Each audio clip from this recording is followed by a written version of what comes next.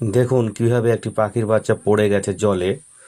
তো তাকে উদ্ধার করার জন্য একটি জেসিবি মেশিনের সাহায্যে তাকে কিভাবে জল থেকে রিমুভ করা যায় সেটা কি করা হচ্ছে। এবং দেখো তার মা পাখিগুলো তাকে বাঁচানোর জন্য কতই না ছটফট করছে। দেখা যাক শেষ পর্যন্ত কি হয়।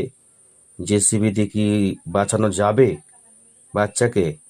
দেখতে থাকুন কি হচ্ছে, শেষ পর্যন্ত কি হচ্ছে।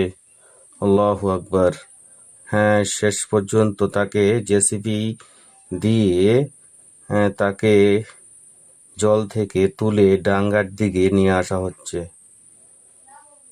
হ্যাঁ, এবার মাটিতে ঢেলে দেওয়া হলো। আল্লাহু আকবার।